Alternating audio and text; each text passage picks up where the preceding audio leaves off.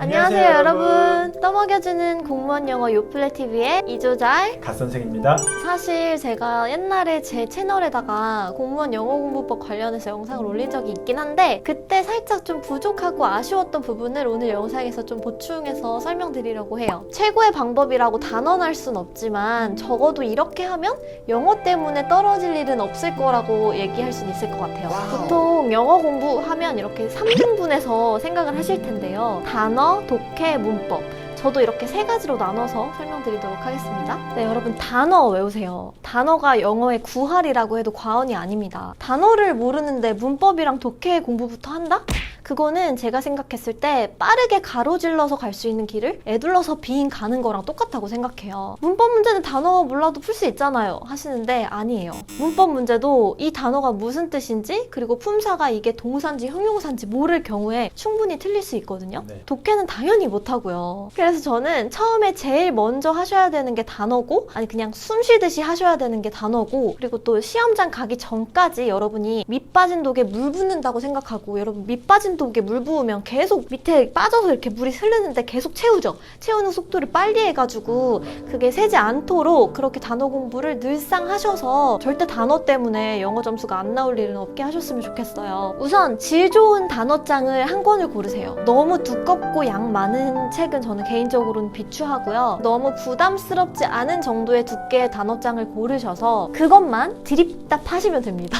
물론 그 단어장 한 권으로 다 단어가 커버되는 건 아니에요. 그러니까 제가 저번 단어 암기법 영상에서도 언급했듯이 나랑 처음 눈 마주치는 그런 단어들 있죠. 그러니까 진짜 너무 전문 용어, 너무 어려운 그런 단어여서 독해 지문의 출제자가 친히 알려줄 것 같은 그런 단어 말고 웬만한 나랑 처음 보는 단어는 나만의 그 단어장에 적어서 그것도 틈틈이 보시면서 그 한 권의 단어장에서 다 커버할 수 없는 양의 단어들을 여러분들이 늘상 가지고 다니면서 외우시면 됩니다. 이 단어는 비법이랄 게 없어요. 정도밖에 없습니다. 그래서 정말 습관처럼 하루라도 내가 단어를 안 외웠어.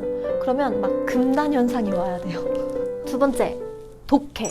제가 수험생분들한테 제일 많이 듣는 질문이 독해 강의 꼭 들어야 돼요? 이거예요. 왜냐면 독해가 제일 어려우니까 제일 많이 틀리고 그래서 강의를 꼭 들어야 될 것 같은 그런 불안감이 있거든요. 근데 제 개인적인 생각으로는 독해는 꼭 기본 강의를 들어야 할 필요는 없다입니다. 왜냐면 강의 듣는다고 해서 독해를 갑자기 막 잘 풀게 되는 건 아니거든요. 저도 공부할 때 독해는 강의 따로 안 들었어요. 제가 잘해서 그런 게 아니라 그냥 불필요할 것 같아서요. 그러니까 물론 들으면 좋겠죠. 독해 강의, 시중에 좋은 강의 많지만 저희 그래도 공부 길게 하기 싫잖아요. 그래서 저는 차라리 독해 공부를 할 때 강의를 들으신다면 독해 강의보다는 구문 분석해주는 그런 강의를 들으라고 말씀드리고 싶어요. 그게 그냥 시간적인 면에서도 그렇고 효율성이 더 낮다고 봐요. 왜냐하면 구문 분석이라는 게 문장 하나를 이렇게 뜯어서 보는 거잖아요. 그러니까 문장의 내용을 올바르게 우리가 이해할 수 있도록 분석해서 보는 거잖아요. 시험 문제를 보면 문제가 지문이 이렇게 간결체로 안 나와요, 절대. 한 문장이 막 몇 줄이잖아요. 맞아요. 수식어 주렁주렁 막 네. 달려가지고. 그러니까 이렇게 길고 주렁주렁한 문장을 제대로 나누고 묶어서 올바르게 뜻을 이해하자는 거거든요. 근데 그게 독해 아닌가요? 그렇죠. 그죠? 문장의 내용을 제대로 이해하는 거. 그게 결국에는 독해잖아요. 네. 그러니까 기본서에 있는 독해 지문 뭐 이렇게 하나하나 강의를 다 들을 필요는 없다고 생각하고 들으실 거면 구문 분석 강의를 들으시고요. 그 다음에 문제풀이로 넘어가시는 거예요. 그러니까 문제풀이의 기본은 기출 문제부터 풀어야겠죠. 그렇죠. 구문 분석에서 우리가 배운 걸 가지고 기출 문제를 풀어봅니다. 근데 이거를 한 몇 회 정도 풀어보면 딱 감이 와요. 내가 어떤 유형에 약하구나. 어떤 유형의 문제가 나왔을 때 내가 쪼는구나. 이게 딱 알게 되거든요. 그러면 그때부터 그 유형과 전쟁을 선포하시면 됩니다. 그런 문제 유형을 예의주시하면서 내가 더 이상 이 문제가 나왔을 때 이런 유형이 나왔을 때 긴장하지 않을 정도로 훈련하시면 돼요. 저의 경우도 수험생 때 저는 약간 빈칸 추론이 좀 많이 어렵게 느껴졌었거든요. 그래서 수능 문제집을 따로 사서 그 유형을 되게 공략한 적이 있어요. 그러니까 수능 영어가 사실 공무원 시험 영어보다는 지문도 길고 난도가 좀 있거든요.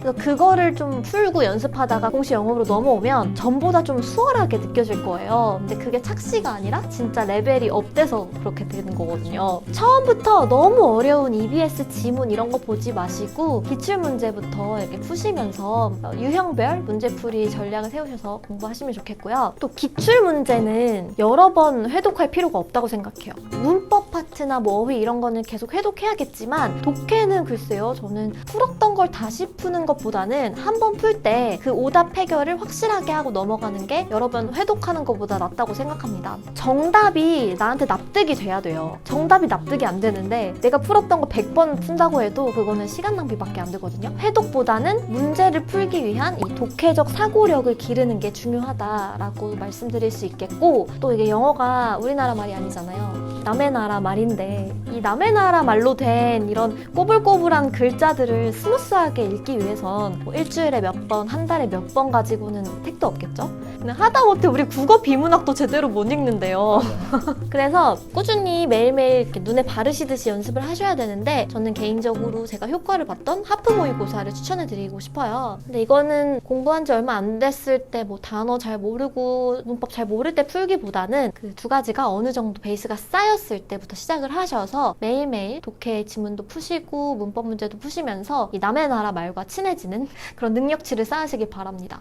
와, 진짜 중요한 말씀 많이 해주셨는데 중간 정리 한번 하고 갈까요? 자, 첫 번째는 단어는 달리 길이 없다. 밑 빠진 독에 물을 붓기인데 어차피 계속 까먹으니까 계속 빨리 부어서 그거를 딱 100%까지 채울 때까지 열심히 외워야 한다. 너무 두꺼운 단어책보다는 자기 수준에 맞는 단어장 한 권만 사서 반복한다. 둘째, 독해는 독해 강의 수업을 듣는 것도 좋긴 하지만 구문 분석하는 강의를 듣고 나서 기출문제를 풀 때는 취약한 파트를 파악해서 그 부분을 해결할 때까지 반복해서 풀어라. 독해 문제는 해독보다는 오답 해결에 포커스를 맞춰라. 마지막으로 매일 영어 지문을 읽고 푸는 연습을 해라. 네, 이제 단어 독해는 끝났는데 문법은 어떻게 공부를 하면 되나요? 마지막 문법. 문법은 무조건 쉽게 배우자입니다. 저는 아직도 아찔한 기억이 있어요. 공부할 때 영어는 아니고 사회 과목이었는데 그 당시에 사회가 좀 이렇게 경제 파트도 있고 저한테는 좀 어렵게 느껴졌었거든요. 그래서 그 당시에